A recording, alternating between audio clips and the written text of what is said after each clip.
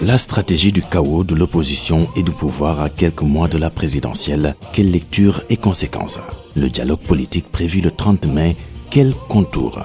Les ambitions pour la présidentielle des candidats ou potentiels candidats du pouvoir et de l'opposition, quel impact sur les coalitions? Pour analyser toutes ces questions, l'Air du Temps débat avec Awa Ba, sociologue et directrice régionale de Osiwa, et Aboubaker Sedir Bey, physicien et professeur des universités. Rendez-vous ce dimanche 28 mai 2023 sur e-radio et nos plateformes digitales avec Alassane Samba Diop. Dimanche 28 mai 2023, merci d'être à l'écoute de l'Air du Temps qui reçoit aujourd'hui Awa Ba.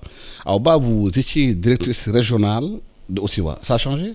Oui, j'étais directrice pays de Osiwa Sénégal et maintenant je suis, vous savez, depuis un an, nous étions dans un processus de restructuration, de réorganisation au niveau de l'Afrique. Et maintenant, tous nos bureaux, toutes nos fondations africaines ont été fondées en une seule entité. Et dans cette entité-là, j'occupe le poste de directrice de division participation et exploitation au niveau Afrique. C'est clair. Aboubaker Sedir Bey, différent du directeur du port, on fait souvent la confusion, physicien, professeur des universités, c'est ça? C'est ça. Alors, je suis professeur titulaire des universités de classe exceptionnelle. Je suis à la retraite depuis 3 ans de l'UCAD, mais bon, je continue à diriger mes laboratoires et j'ai plusieurs cabinets qui effectuent des missions dans l'élaboration et le suivi et l'évaluation des politiques publiques, des programmes publics, des projets, et voilà. Voilà, vous avez compris, vous êtes donc à l'Air du Temps, qui reçoit donc Awa Ba et Aboubaker Sedir Bey. Merci madame d'avoir accepté notre invitation, monsieur. L'opposition et le pouvoir semblent être dans une stratégie de chaos. On entend toujours, on va marcher sur Dakar avec Ousmane Sonko, l'opposition radicale. Le pouvoir qui dit, on vous attend de pied ferme. Dans cet entre-temps, il y a les Sénégalais qui sont là, qui sont en train de regarder les choses se dérouler de façon peut-être en spectateur. Awa Ba, cette tension qu'on voit, cette stratégie de chaos, aussi bien du pouvoir que de l'opposition, est-ce que c'est un danger pour le Sénégal? Alors, absolument. Je pense que récemment, il y a le politologue Gilles Yabi qui disait que le Sénégal est dans une tentation permanente, une tentation du chaos. Et il se demande, mais pourquoi nous ne regardons pas autour de nous ce qui se passe en Guinée, ce qui s'est passé en Côte d'Ivoire, ce qui se passe ailleurs au Mali, et pourquoi nous n'apprenons pas de leçons? Et ce n'est pas une première, malheureusement, c'est comme ça depuis quelques années, 1 an avant les élections, 2 ans avant les élections, le pays est plongé dans une polarisation extrême et nous sommes plongés dans une situation de tension politique et sociale permanente qui déstabilise le tissu économique, qui déstabilise les familles, qui déstabilise la société d'une manière générale. Et personne n'y gagne en fait. Que ce soit ceux qui aspirent à garder le pouvoir ou ceux qui aspirent à acquérir, à arriver au pouvoir, personne n'y gagne. Parce que si on hérite d'un Sénégal qui est désintégré, surtout en regardant encore ce qui se passe dans la sous-région, nous avons des menaces qui sont beaucoup plus sérieuses que juste je veux acquérir le pouvoir ou je veux rester au pouvoir. Nous sommes dans une sous-région qui est extrêmement instable, l'insécurité. Le terrorisme, ce n'est pas la peine de revenir sur la panoplie de défis que nous avons. Nous avons les défis économiques. Nous venons de sortir de la Covid. Nous avons vu comment est-ce que la Covid a déstructuré ou a contribué à déstructurer nos économies, à mettre encore plus en nous les inégalités sociales. Et donc, nous avons une population qui est démunie, qui aspire à trouver du travail, qui aspire à une quiétude sociale, qui aspire à juste pouvoir avoir une vie sociale et politique normale dans une démocratie qui se respecte, qui malheureusement le Sénégal n'est plus. Donc c'est fustiger la classe politique, encore une fois, qui n'est pas à la hauteur des attentes que les populations ont vis-à-vis de cette classe-là, parce que cette classe politique est mue, on le voit tous les jours, par ses intérêts crypto-personnels et pas par l'intérêt général, malheureusement. Ouais. Alors, merci. On a l'impression qu'à chaque année, chaque élection, les mêmes questions se reposent, les mêmes défis se reposent. pouvoir, opposition, stratégie du chaos, le fait que le pays soit dans une situation de tension pratiquement permanente. On l'a rappelé tout à l'heure avec la situation sous-régionale. Mais on a l'impression toujours de refaire les mêmes choses, de revenir sur les mêmes problématiques, et ça ne se règle pas. Pourquoi? Alors, merci Alassane Sambayo pour ton invitation. C'est toujours un plaisir de partager le plateau avec vous et le bienvenu. Les bonnes ressources que tu invites et avec qui j'ai également le plaisir de partager. Alors, je pense que notre sœur Aoba l'a dit, les politiques sont dans une logique de confrontation et d'ailleurs permanente, même en dehors des élections. Mais ça va crescendo à l'approche des élections. Et à l'approche bien avant d'ailleurs, parce que souvent on nous plonge au début c'était 6 mois avant, après 1 an, et puis maintenant c'est pratiquement en permanence. Et je crois que si on examine l'ensemble des parties prenantes dans notre projet de société, donc de vie commune, dans ce Sénégal que nous partageons, et pour lesquels nous sommes tous parents, parce que ñun ñëpp ay mbokk lañu bu ñu bokkee dëkk dolli bokk nañu leneen ak leneen ak leneen. Et je pense que la première partie prenante, c'est les politiques qui ont une grande responsabilité dans les perturbations que nous avons, que ce soit ceux qui aspirent ou ceux qui sont au pouvoir. Il y a le pouvoir religieux. Parce que dans une société, il y a des pouvoirs et des contre-pouvoirs, et la bonne marche de la société, c'est un équilibre harmonieux entre ces deux-là, une bonne intelligence collective. Et il y a un troisième pouvoir, qui est le pouvoir judiciaire, et qui, en fait, dépend en grande partie du pouvoir exécutif, ce qui aussi pose un problème.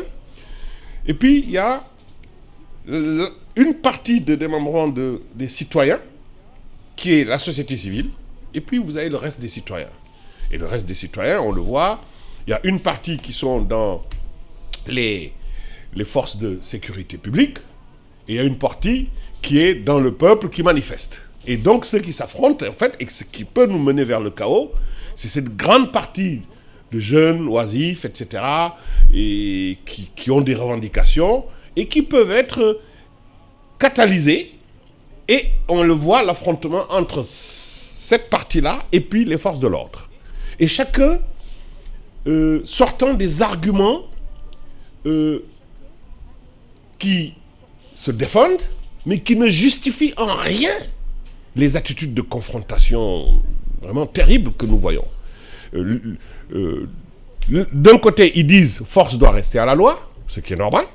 Et de l'autre côté, les jeunes qui disent on en a ras-le-bol parce que la loi, elle ne s'applique pas de manière équitable, parce que ceci, parce que cela. Bon, voilà un peu. Mais le problème, c'est que le constat, on le fait chaque année, on le fait tout le temps. Mais quelle est la solution à ces constats-là?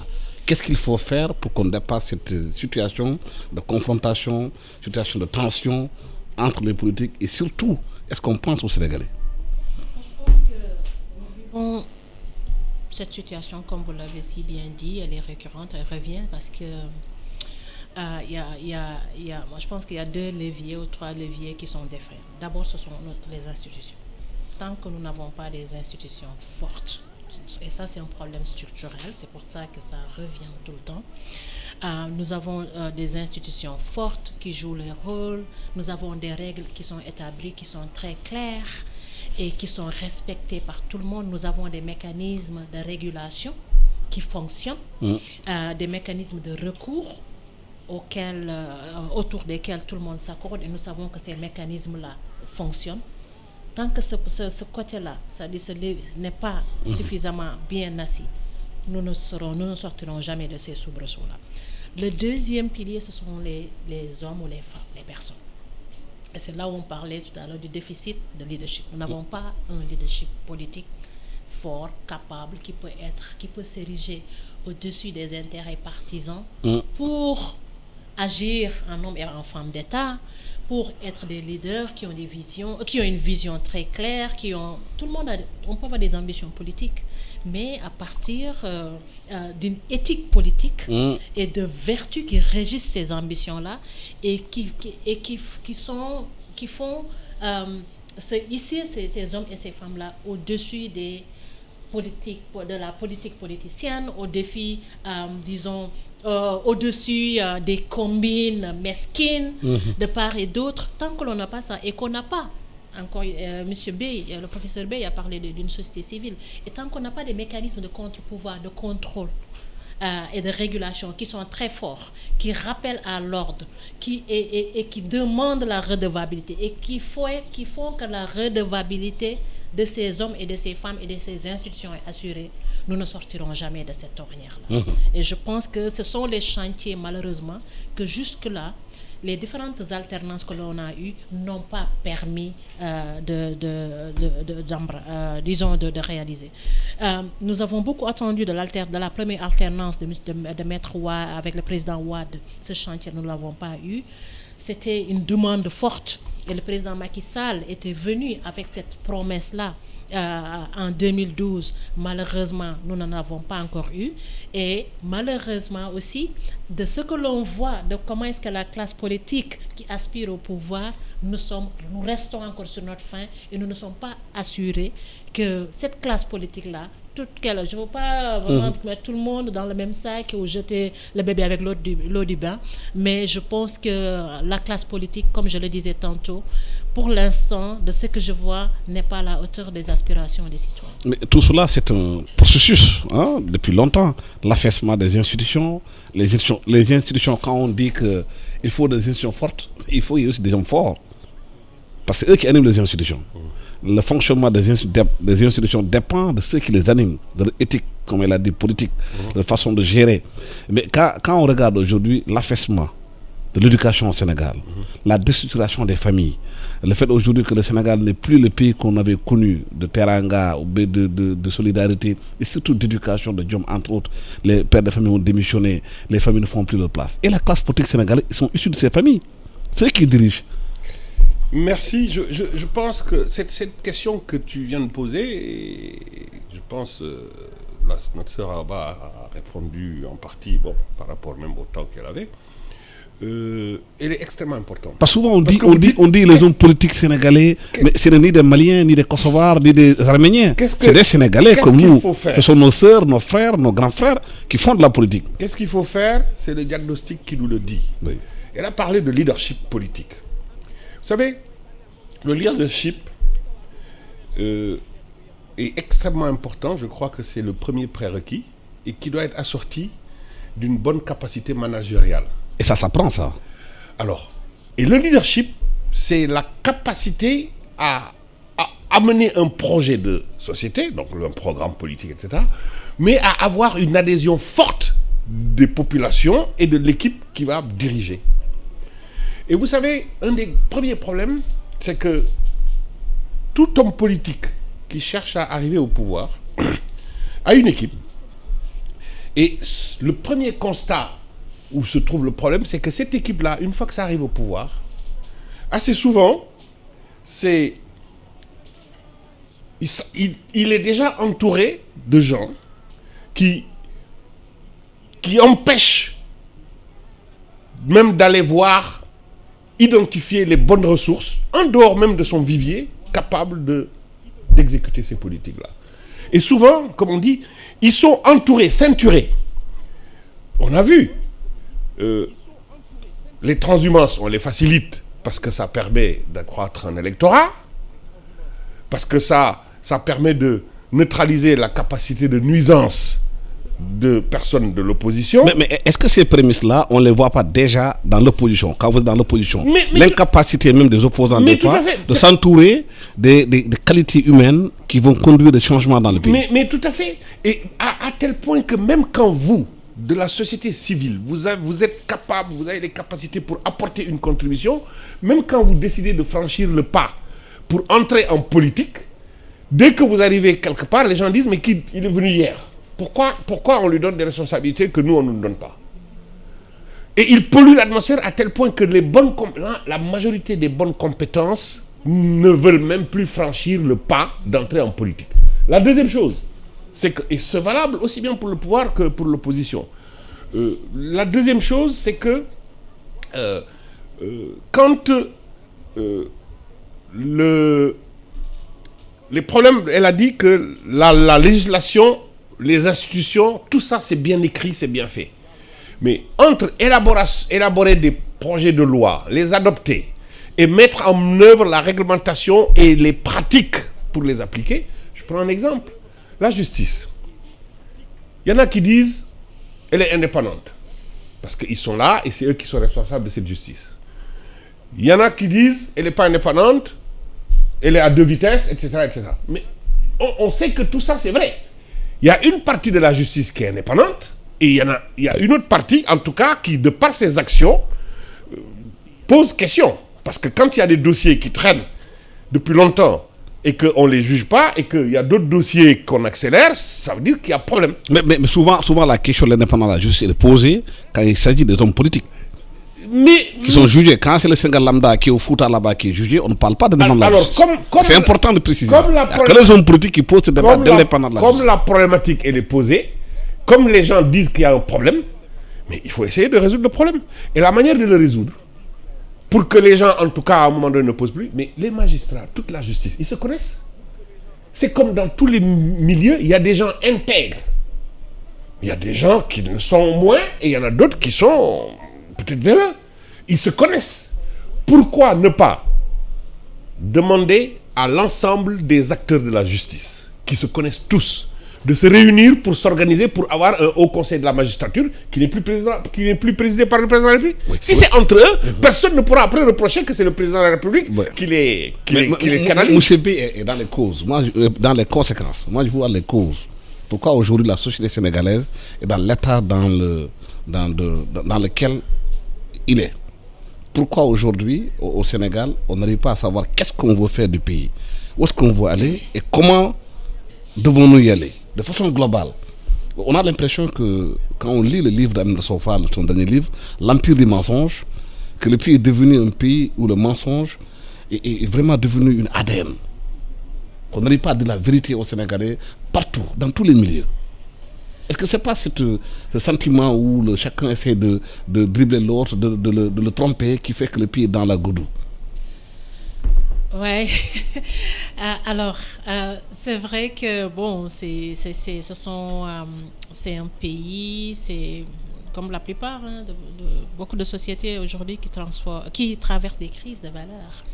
Mais c'est des crises qui prennent leur source dans des contingences sociales et économiques qui sont difficiles et qui font que, de par les stratégies d'adaptation, je veux dire que je veux éviter un essentialisme pour dire sûr. Que, par exemple, les Sénégalais sont par pas tout le monde, oui. Voilà. Mais la majorité, mais que des circonstances, quand les circonstances sont réunies, effectivement, on peut être amené ou on peut avoir tendance à tordre les règles, à user de la corruption, parce que même quand on parle de corruption, c'est parce qu'il y a une demande de corruption, c'est pour ça qu'il y a une offre de corruption. Absolument. Et y compris, parlant de la classe politique, le fait que, par exemple, nos hommes et nos femmes politiques, très souvent, ne respectent pas la parole donnée. Et ça, pour moi, c'est un exemple. Et c'est un exemple... c'est pas qu'il n'y a pas une offre. Par exemple, les Sénégalais élisent un président ou un député ou un maire. Est-ce que le non-respect de la parole donnée, est-ce que c'est déjà dans la famille que ça démarre? Est-ce que c'est là-bas qu'on tolère tout, qu'on tolère les écarts? Parce que ce que le politicien dehors considère, ne pas respecter la parole donnée, c'est rien du tout, c'est pas grave, comme on le dit dans ce pays. Bon, on a du tout, comme je disais tantôt, on ne peut pas généraliser, c'est-à-dire que c'est vrai que les Sénégalais ont tendance de dire on a la classe politique que l'on mérite. Les hommes et les femmes politiques qui sont là, que l'on critique, ils sont issus de notre société et ils reproduisent et ils démontrent et ils montrent les tares de cette société-là. Je ne suis pas d'accord parce que quand vous êtes un homme et une femme politique, vous vendez un projet aux citoyens. Et vous n'êtes pas élu juste parce que pour vos beaux yeux, pour votre nom, pour votre... vous êtes élu parce que vous avez vendu un projet de société. Et vous devez de délivrer sur ce projet de société-là. Et si vous ne le faites pas, vous devez rendre compte et vous devez être tenu responsable et sanctionné positivement ou négativement.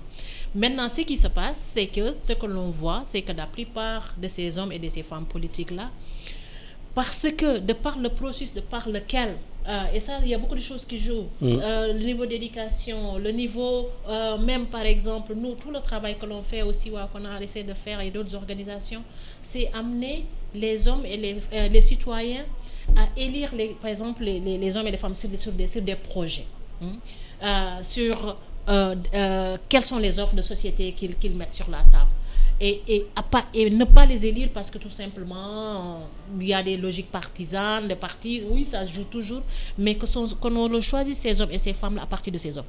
Mais qu'on ne s'en arrête pas là. C'est-à-dire qu'une fois que ces hommes et ces femmes sont au pouvoir, qu'ils soient surveillés, qu'ils soient tenus responsables de leurs actes et qu'on leur demande de rendre compte.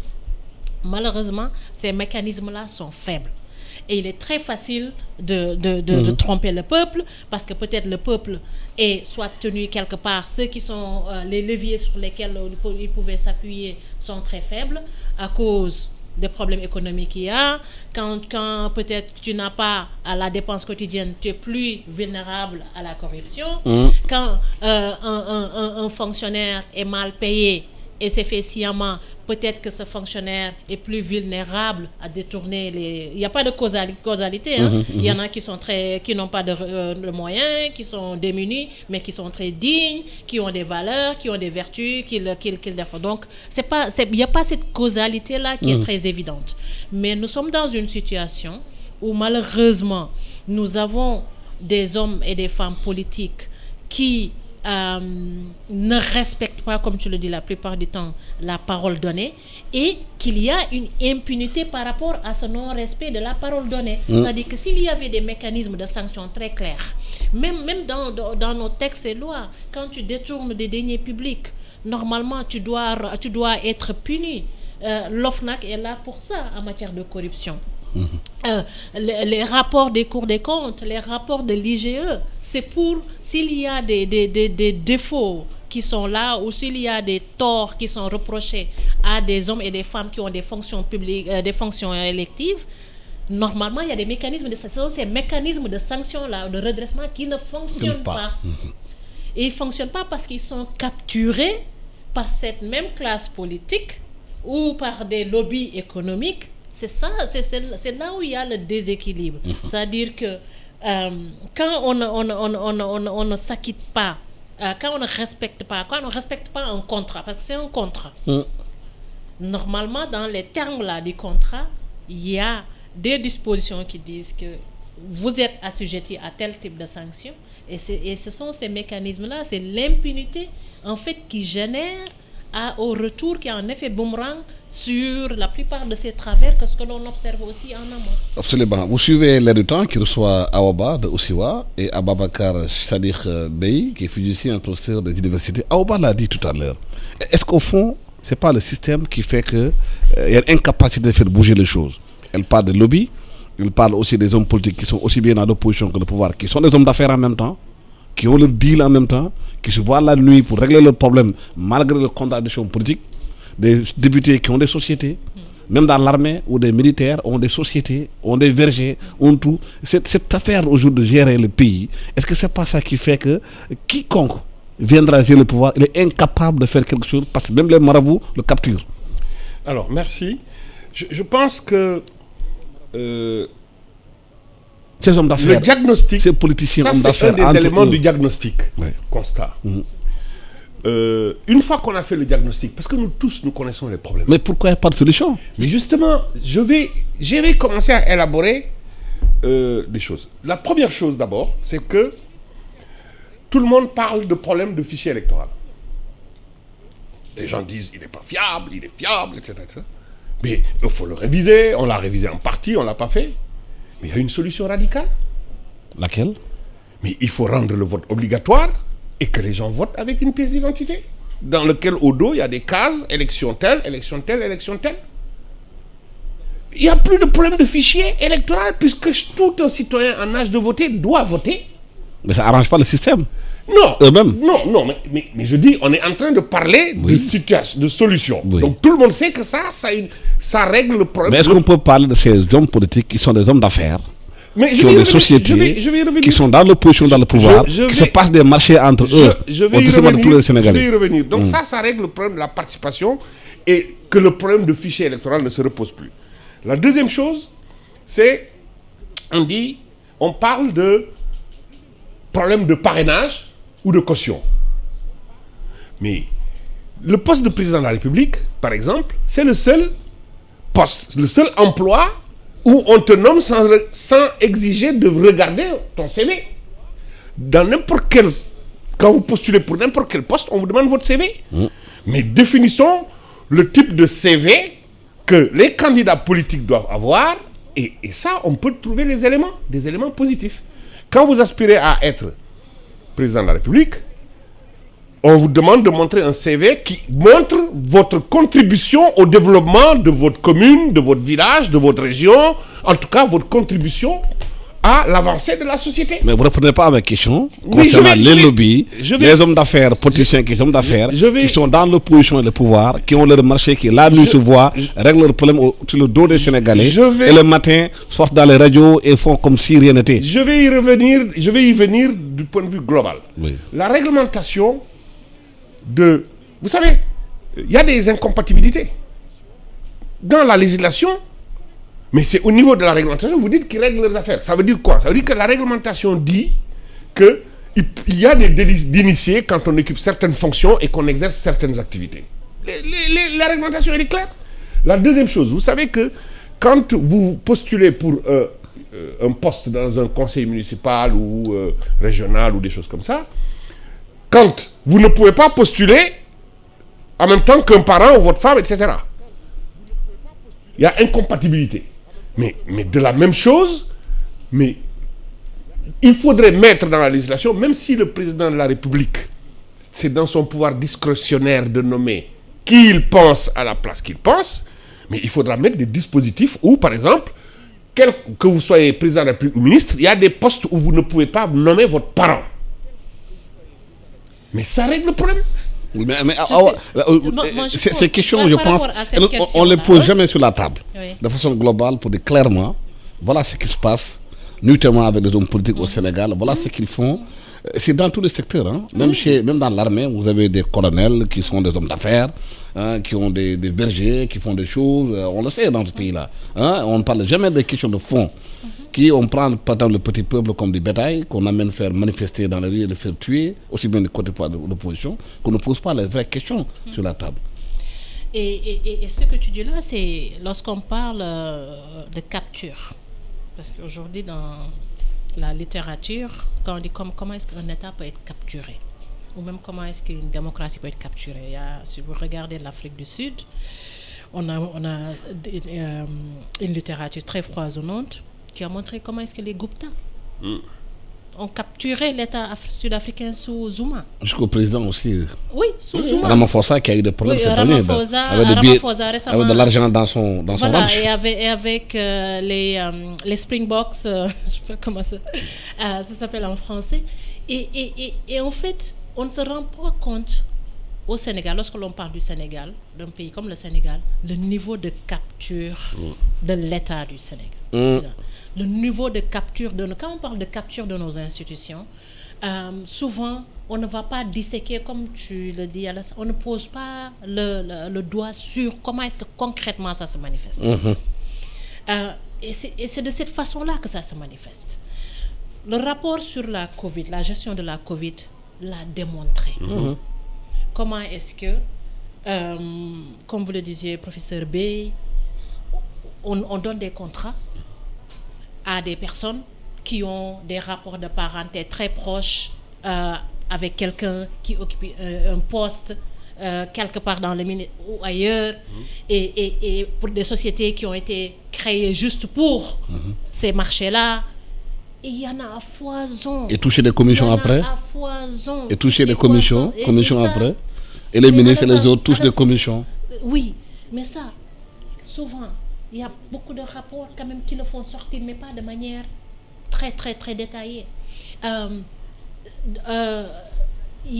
c'est réprimé il y a des lois. On n'a pas, par exemple, de loi sur le conflit d'intérêts parce qu'il y a le conflit d'intérêts. Oui. Nous avons, par exemple, travaillé avec le Forum civil pour faire adopter au Sénégal une loi sur les conflits d'intérêts, où là on parle de délit d'initié, de pantouflage et tout. Mais on a des lois qui répriment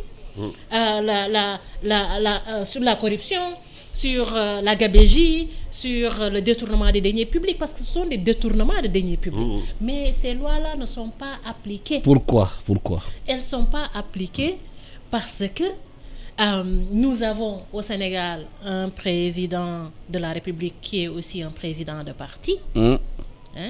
Nous avons une demande qui n'est pas encore assez forte parce que malheureusement, nous n'avons pas une opposition aussi qui investit ces questions-là et qui par exemple, une Assemblée nationale. Mais est-ce que cette opposition-là peut investir ces questions-là parce qu'elle-même est concernée par les questions? Si le soir, autour d'un restaurant ou un opposant, un gars de pouvoir deal sur un marché, il va de soi que l'opposition ne va pas poser le doigt sur ces questions-là. Et c'est les citoyens qui sont toujours perdants. Ben oui. Parce que quoi que l'on dise, on a une classe, c'est ça, et c'est là où aussi vient une classe politique qui se retrouve pour faire de la prédation sur le dos des citoyens. Ensemble. Pas peut-être toute la classe politique, Certains. mais une classe politique. La plus visible. Nous avons malheureusement, parce qu'il y a un problème de moyens, parce que peut-être il y a un problème, nous n'avons pas des médias qui investissent et qui exposent de manière pour informer, pour éduquer les citoyens, pour que les citoyens jouent le rôle de pression là, pour que cette pression là soit plus prégnante en matière de demande, par exemple, par rapport à cette classe politique là. Que ce soit ceux qui sont au pouvoir, parce que c'est eux qui sont au pouvoir, c'est eux qui ont nos deniers, mais aussi tous ceux qui participent à la prédation de nos ressources. Et c'est malheureusement, c'est là où on n'en est pas encore arrivé. C'est pour ça que quand on parle de notre démocratie au Sénégal, aussi c'est une démocratie électorale, en matière d'élection, mais en matière même de pratique, même démocratique, en matière même de gouvernance des ressources, en matière de respect de ce contrat social-là, et de faire respecter, et de demander, et de s'assurer que ces dirigeants-là, ils ne sont pas au-dessus de la loi. Que ceux qui occupent ces postes-là, ceux qui sont des prédateurs de nos ressources, qui entrent même en collision avec, si on regarde la gestion de nos ressources naturelles, qui entrent en collision avec des lobbies, des intérêts internationaux. Il y a tout un magma qui est là et qui est formé de telle sorte que ils vivent sur le dos des citoyens, ils pillent nos ressources, ils ne nous donnent pas, ils ne respectent pas ce contrat social-là. Tu parlais d'éducation tout à l'heure. L'éducation a une déliquescence, mais qui parle d'éducation aujourd'hui au Sénégal? Qui parle du problème des talibés, des enfants qui sont dans la rue? Complètement abandonnés. Les familles démissionnent parce que peut-être le papa court après la dépense quotidienne, la maman court après pour joindre le bout, s'assurer qu'il y a un repas au moins par jour. Et pendant ce temps-là, ce sont nos enfants qui ne sont pas éduqués, qui sont instrumentalisés, soit de par que ça peut être des forces politiques, demain peut-être que ça peut être des forces djihadistes ou autres, ou extrémistes violents de quelque nature qu'ils soient. Parce qu'ils ne sont pas éduqués, parce que ils n'ont aucune assurance par rapport à leur avenir, d'abord leur présent. Ils sont en état de déliquescence morale qui fait que justement, ils sont vulnérables. Est-ce que ces questions qu'Aouba vient de poser, ce n'est pas ces questions qui doivent être le contour du prochain dialogue politique qui a été reporté au 31 mai? Au lieu de venir pour gérer les questions de l'éligibilité des gens ou de pôle, est-ce que ce n'est pas ces vraies questions qu'il faut poser de la gestion des pays de façon globale? Que les politiciens sénégalais de façon globale, opposition au pouvoir, arrêtent d'être des prédateurs du pays. Alors, nous répondez à cette question. Mais moi, non seulement je vais répondre à cette question, mais je vais esquisser les pistes de solution. Je vous écoute. Vous savez, on a des organismes de contrôle. Mais qui ne servent à rien après. Mais parce que le processus n'est pas finalisé. C'est-à-dire qu'une fois que le rapport de contrôle est là, ce qui va se passer, c'est que, en général, on le remet au président de la République qui prend la décision. Mais quand le président de la République ne poursuit pas, mais il respecte la loi et la réglementation. Parce que dans les textes, il n'y a rien qui oblige le président à le faire. Donc, c'est là où il se situe le problème. Il faut changer le texte. Oui, mais bien sûr, quand on a des organismes de contrôle, supposons l'inspection générale d'État, l'inspection générale des finances, etc. Mais une fois que chacune de ces institutions a fini de contrôler, il faudra mettre en place un mécanisme où l'ensemble des corps de contrôle représentés se réunissent autour du rapport et le valident et aient la possibilité de le transmettre à la justice. Oui, mais Aouba a posé la question tout à l'heure. Si le président lui-même est président de parti, il protège ses propres gens parce que c'est des électeurs qui lui apportent des voix pour gagner les élections. Vous savez, il va penser à 5 reprises avant de prendre une décision. Mais justement, le problème c'est que c'est au peuple. Vous savez, moi si on m'appelle à une manifestation, peuple. Aujourd'hui, c'est qui le peuple? Si on m'appelle à une manifestation, oui, dans le cadre par exemple de la société civile, pour demander que les rapports d'inspection ne soient transmis au président de la République que pour information, comme copie, mais que ça doit aller autour d'une commission qui réunit les représentants des différents corps de contrôle qui prennent la décision de la suite à donner à ce rapport. Mais là, c'est ça qui paracheverait le truc en toute indépendance, parce que c'est des experts de tous les corps de contrôle qui examinent en toute objectivité le rapport et qui prennent la décision de non-lieu ou de transmettre à la justice pour sanction avec des recommandations. Mais si c'est le président de la République à sa discrétion... Mais tantôt, vous parlez du peuple. Si c'est qui le peuple? La nouvelle loi là, sur l'OFNAC qui a régi la création de l'OFNAC, normalement, une fois que le rapport de l'OFNAC, pourquoi les procureurs ne s'autosaisissent pas? Mais parce que là, on n'a même pas besoin que le président de la République... C'est le problème de la justice qu'on dit, qui n'est pas... Il y a les rapports qui sont là, où on voit clairement qu'il y a eu des gabégies, une mauvaise gestion des deniers publics, mais rien ne se passe parce que le président, s'il ne décide, mais pourquoi il n'y a pas, parce que la loi permet... Mais il y avait même une idée de mettre en place le parquet financier. On n'en parle plus. On n'en parle plus du parquet financier. Voilà. Et je sais que la société civile travaillait et poussait pour que ce parquet financier-là soit mis en place. Et ce parquet financier, justement, peut intégrer tous les corps de contrôle, y compris avec des éléments de la justice. Mais il n'y a pas de volonté politique, c'est ça le problème. Mais c'est pour ça qu'il faut un contre-pouvoir de la société civile. Je dis, si on m'appelle pour manifester pendant 24 heures pour avoir ça, je suis parmi les premiers. Mais personne ne m'amènera pour manifester pour tel ou tel politique. Il y a aussi un problème avec la société civile dont vous parlez aujourd'hui. Les gens se posent des questions, beaucoup de questions, sur la nature de la société civile actuelle au Sénégal. Bien sûr. Est-ce qu'elle est politicienne? Est-ce qu'elle fait son travail d'équilibre et de neutralité vis-à-vis de toutes les parties? Mais c'est pour même si les responsables de l'État sont 2 fois plus responsables que l'opposition. Mais on ne peut pas aussi entendre la société civile que dans un seul sens. C'est pour ça que je dis... L'ensemble des parties prenantes doivent jouer leur partition pour qu'il y ait un équilibre entre les différents éléments que doivent constituer le pouvoir de ce pays. Et vous savez, si dans une société civile, on a des personnalités qui sont intègres, qui ont une vision et qui ont des actions utiles à ce pays, mais il y en a d'autres, comme partout, qui cherchent à faire de l'entrisme par-ci, etc. Et donc, mais on les connaît. Donc je pense que le problème, c'est de mobiliser l'ensemble des ressources humaines pour lesquelles qui veulent servir l'État à quelque position que ce soit, dans le gouvernement, dans la société civile, même sans être dans les syndicats, etc., pour aller de l'avant. Je crois que les solutions ne peuvent venir que de là. Mais, encore une fois, il faut visiter la législation et la réglementation. Et on y trouve soit des aspects qui, si appliqués, règlent le problème, ou évite qu'il y ait des problèmes, et ceux qui ne le sont pas, il faut les réviser. Et je pense que, vous savez, on est dans un régime présidentiel fort.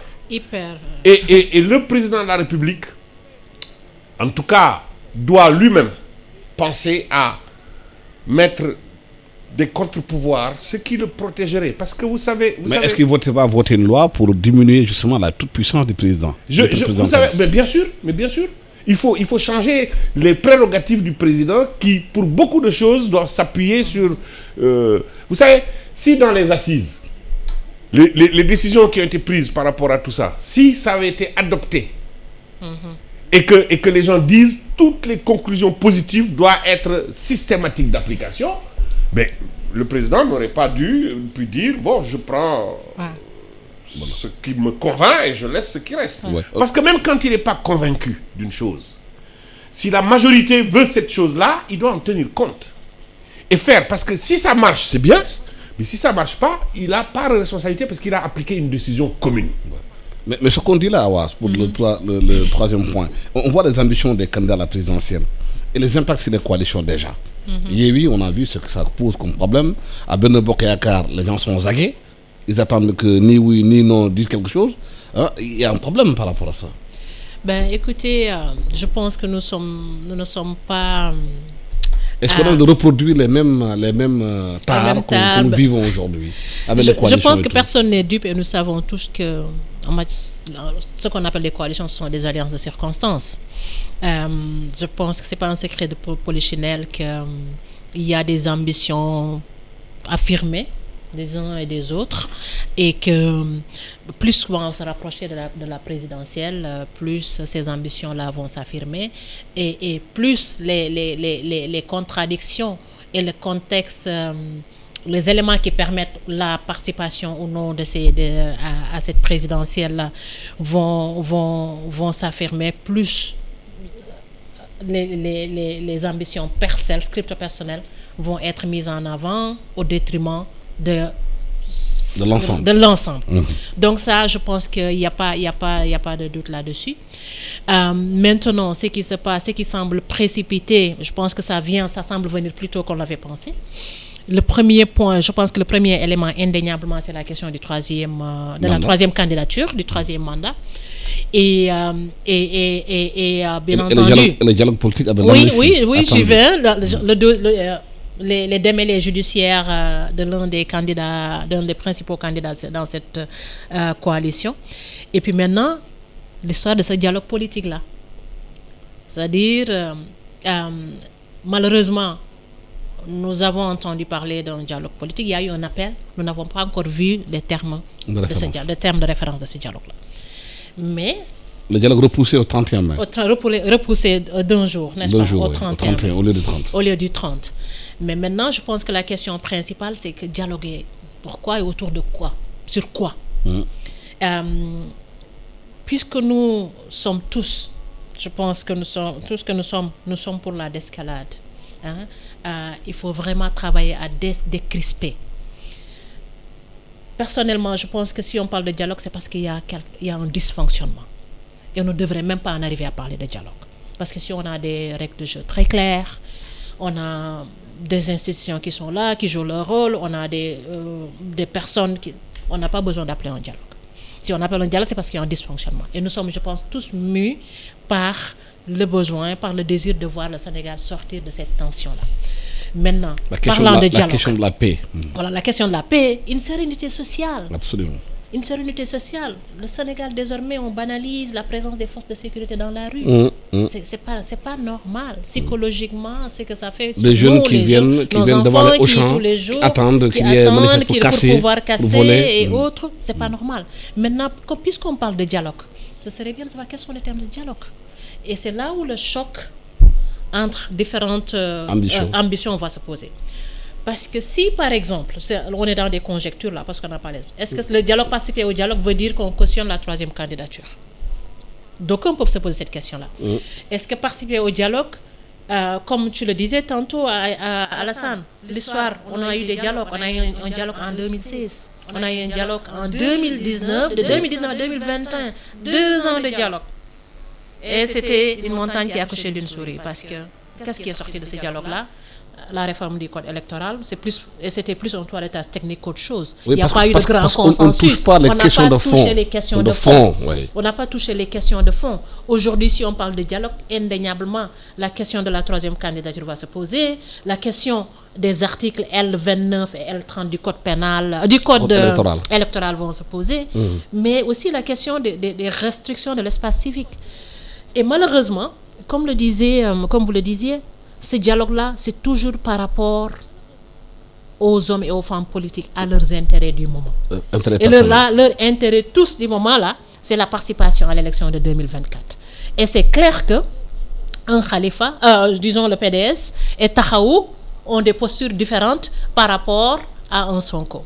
Khalifa et Taxawu et PDS vont vouloir une validation des candidatures de Khalifa et de Karim. Et cela va passer par quoi? Par une amnistie. Qu'est-ce que cela pose comme problème? La question que peuvent se poser d'aucuns, c'est que, ok, si on parle d'amnistie, est-ce qu'on parle d'amnistie de personne ou d'amnistie de fait? Ah non, de fait. Et si on parle d'amnistie de fait, qu'est-ce que ça ouvre comme conséquence par rapport financière exactement de tous les prédateurs de cette année-là? Exactement. Donc il y a des problèmes de fond, je ne suis pas sûre, je ne sais pas. Et où est-ce que ces gens-là en sont par rapport à ces discussions-là? Mais c'est aussi, est-ce que lorsqu'on va à un dialogue, on s'accorde déjà? Parce que le dialogue, c'est pour la semaine prochaine. Personnellement, je ne suis pas sûre je pense que s'il y avait les TDR, les thèmes de référence, on les aurait vus. Est-ce qu'il y a des discussions préalables dans ces différentes coalitions, dans ces différents partis politiques-là? Parce que normalement, quand on ne vient pas juste le jour du dialogue, peut-être qu'on s'accorde déjà sur des préalables. Et moi, ce que j'aurais aimé, puisque comme je disais encore toujours dans la description, si le président de la République, parce qu'il est le président de la République, veut aujourd'hui qu'on va dans une escalade, il peut poser des actes forts. Par exemple, il se dit, j'appelle au dialogue. Certains sont un peu perplexes et mitigés par rapport à ce dialogue-là. D'aucuns se disent, surtout l'opposition radicale, c'est peut-être encore une autre ruse. Parce que par le passé, c'est comme ça. Peut-être qu'ils cherchent à nous occuper d'ici les élections ou bien quelques mois pour nous empêcher d'être dans la rue. D'aucuns se disent, c'est peut-être une occasion de marchander. On se dit donnant, Rocky, on va valider sa candidature, ça va nous permettre, nous, de valider la participation de nos candidats. Donc, on est dans ces conjectures-là. Mais le président peut se dire, aujourd'hui, s'il veut vraiment agir en quelqu'un qui veut décrypter la situation, dire, ok, j'ai lancé un dialogue et voilà les préalables que j'ai. Je pose des actes qui vont aider à cette décryptation-là. Peut-être. Est-ce qu'on va libérer, parce que quoi qu'on dise, il y a beaucoup de prisonniers aujourd'hui qui sont d'aucuns disent que ce n'est pas des prisonniers de politique, mais on peut dire que c'est des prisonniers d'opinion. Est-ce que je dis qu'on va aller vers la libération de ces gens-là? Est-ce que les journalistes qui sont arrêtés, il faut les libérer? Est-ce qu'il faut, peut-être même la question de la troisième candidature, il faut la poser. Est-ce que je mets sur la table la discussion sur ces articles du code électoral 29 et 30? Est-ce que je suis d'accord qu'on regarde encore la question du parrainage parce que ça va venir?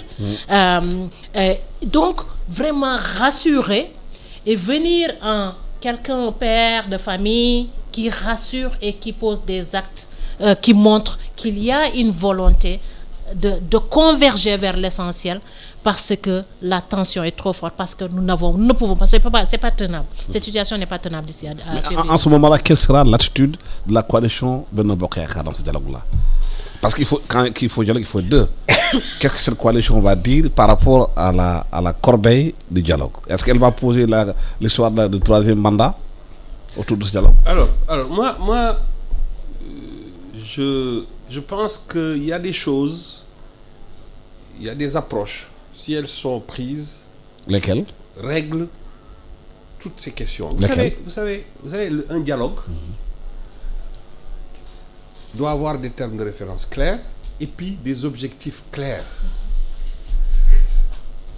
Les objectifs peuvent comprendre pacifier l'espace, etc.